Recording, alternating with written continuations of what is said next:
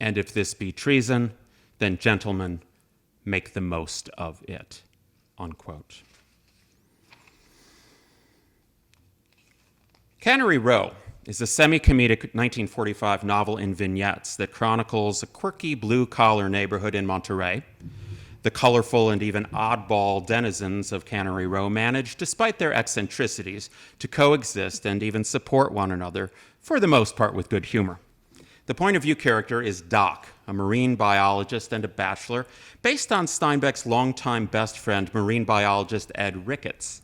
Doc, though himself a bit eccentric, is viewed by all around him as the most stable, regular guy in town, respected and confided in by his neighbors, whom we meet in turn through Doc.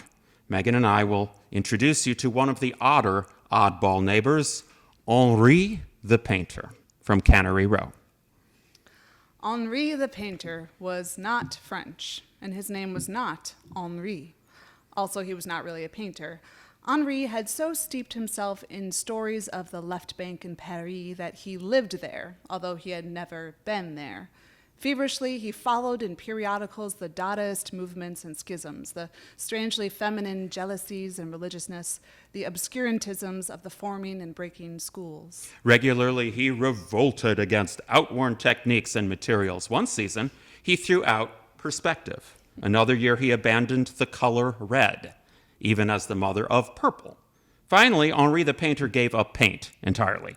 It is not known whether Henri was a good painter or not, for he threw himself so violently into movements that he had no time left for painting of any kind. As a boat builder, however, he was superb. Henri was a wonderful craftsman. He had lived in a tent years ago when he started his boat, and until galley and cabin were complete enough to move into. But once he was housed and dry, he had taken his time on the boat. The boat was sculpted rather than built. It was 35 feet long, and its lines were in a constant state of flux. For a while, it had a clipper bow and a fantail like a destroyer. Another time, it looked vaguely like a caravel. Since Henri had no money, it sometimes took him months to find a plank or a piece of iron or a dozen brass screws, but that was the way he wanted it, for Henri never actually wanted to finish his boat. It sat among the pine trees on a lot Henri rented for $5 a year. This paid the taxes and satisfied the owner. The boat rested in a cradle on concrete foundations. A rope ladder hung over the side, except when Henri was at home. Then he pulled up the rope ladder and only put it down when guests arrived. His little cabin had a wide padded seat that ran round three sides of the room. On this he slept, and on this his guests sat. A table folded down when needed, and a brass lamp hung from the ceiling. His galley was a marvel of compactness, but every item in it had been the result of months of thought and work. Henri was swarthy and morose. He wore a beret long after other people had abandoned them. He smoked a calabash pipe, and his dark hair fell about his face. Henri had many friends whom he loosely classified as those who could feed him and those whom he had to feed. His boat had no name. Henri said he would name it when it was finished. Henri had been living in and building his boat for 10 years.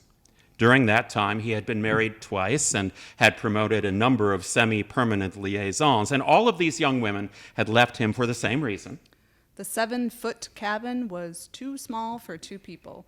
They resented bumping their heads when they stood up, and they definitely felt the need for a toilet. Marine toilets obviously would not work in a shorebound boat, and Henri refused to compromise by installing a spurious landsman's toilet. So he and his friend of the moment had to stroll away among the pines, and one after another his loves left him. Just after a girl called Alice left him, a very curious thing happened to Henri. Each time he was left alone, he mourned formally for a while, but actually he felt a sense of relief. He could stretch out in his little cabin. He could eat what he wanted. He was glad to be free of the endless female biologic functions for a while. It had become his custom each time he was deserted to buy a gallon of wine, stretch out on the comfortably hard bunk, and get drunk. Sometimes he cried a little all by himself, but he usually had a wonderful feeling of well-being from it. He would read Rimbaud aloud with a very bad accent, marveling all the while at his fluid speech. It was during one of his ritualistic mournings for the lost Alice that the strange thing began to happen. It was night, and his lamp was burning, and he had just barely begun to get drunk when suddenly he knew he was no longer alone. He let his eye wander cautiously up and across the cabin, and there, on the other side, sat a devilish young man, a dark, handsome young man. His eyes gleamed with cleverness and spirit and energy, and his teeth flashed. There was something very dear and yet very terrible in his face. And beside him sat a golden-haired little boy, hardly more than a baby. The man looked down at the baby, and the baby looked back and laughed delightedly as though something wonderful were about to happen. The man looked over at Henri and smiled, then glanced back at the baby. From his upper left vest pocket, the man took an old-fashioned straight-edged razor. He opened it and indicated the child with a gesture of his head.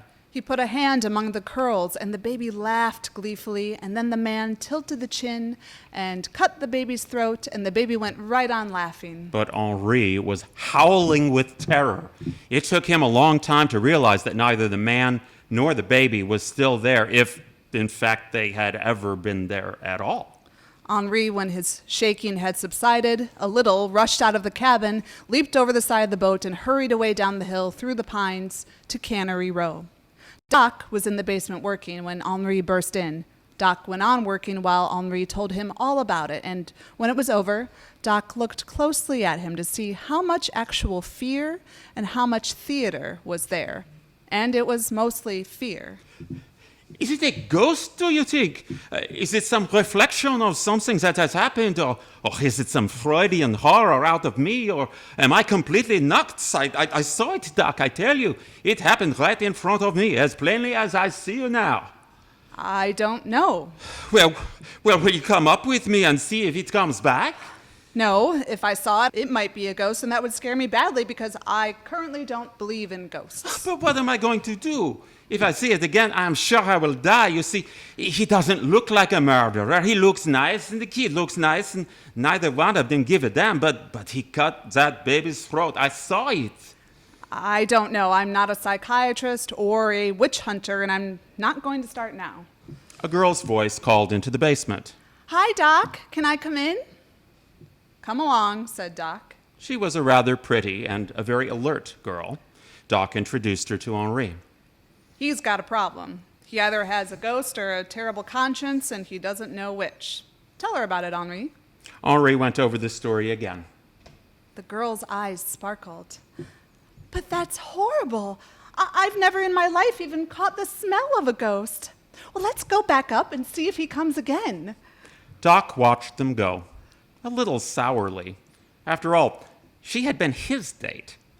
The girl never did see a ghost, but she proved fond of Henri, and it was 5 full months before the cramped cabin and the lack of a toilet drove her out. It's an amusing vignette, but with a heart of darkness. I should do a little shout out to all my friends on the Twilight Zone Politics Facebook page. Thank you for joining us. You could probably analyze that piece pretty well because that scene is kind of straight out of the Twilight Zone playbook. And incidentally, there is a huge overlap between these two heroes of mine, Steinbeck and Rod Serling, both exceptional writers of singular vision, deeply committed to social justice, to inclusion, and to the little guy and gal. Henri is a mass of affectations and artifice. He is a stunted adolescent, unable and or unwilling to finish his boat, to grow up, set sail, move forward. Then he has an epiphany. He's given this vision of the family and the future that he is blithely killing, but he forfeits the opportunity that his vision has provided, and he retreats back into his familiar, affected pattern. Thus, the final line, though funny, is something else too. It was 5 full months before the cramped cabin and the lack of a toilet drove her out. It's a punchline that carries with it a dark tint of that unheeded warning and of that dark and unforgettable vision. Henri is stuck in a rut. He is stuck in himself, and for Steinbeck, turning inward is never the answer. Accordingly, the next song by my friend John Doe of my all-time favorite band X models in a kind of rollicking, fun-loving fashion solidarity with Otherwise, homeless people and quirky people and so-called tramps who have found a home in Cannery Row. Or have they? Hey, it's awake. My bass is awake All this right. time. Thank you, bass. Oh, John Doe signed this bass, actually, didn't he? Yes. He instructed me to roll and rock. So shall we? Let's do it. Okay. Oh, I need a harmonica for Hey, this hey. one.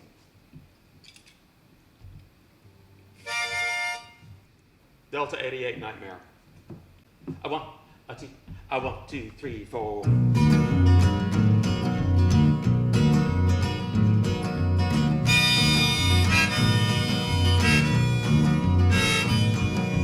I'm gonna go to Cannery Row. Yeah, we're gonna go to Cannery Row. We're gonna flop at no motel. We're gonna get as drunk as hell. We're gonna go find Mac and Doc, Frankie, Dora, that whole flock. We're gonna go to Cannery Row. I said we're gonna go to Cannery Row in a Delta 88, Delta 88 nightmare. In a Delta 88, Delta 88 nightmare.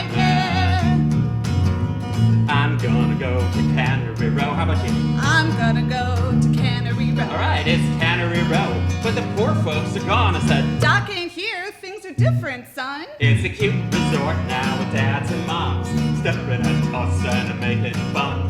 There's nothing to do on Cannery Row, and there's nowhere to go on that Cannery Row. And a Delta 88, Delta 88 nightmare.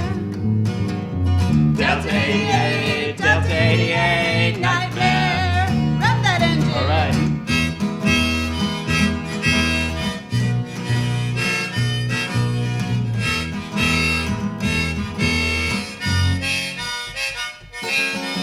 Nothing to do now on Cannery Row, and there's nowhere to go now on Cannery Row. It's just a cute resort with dads and moms saying, I told you, Doc ain't here. Things are different, son. but down the alley there's a doorway sign, dancing pages that they can't find. The book's still true. Hey, look, Steinbeck, our pals are back. Hooray! In a Delta 88, Delta 88 nightmare. In a Delta 88, Delta 88 nightmare. One more time. In a Delta 88, Delta 88 nightmare. Ready? All right. It's a song about gentrification and displacement. Those words aren't in there, but that's clearly what it's about. It was written by John Doe in 1978, and there was a time when those words weren't on a lot of people's lips. They are now, fortunately.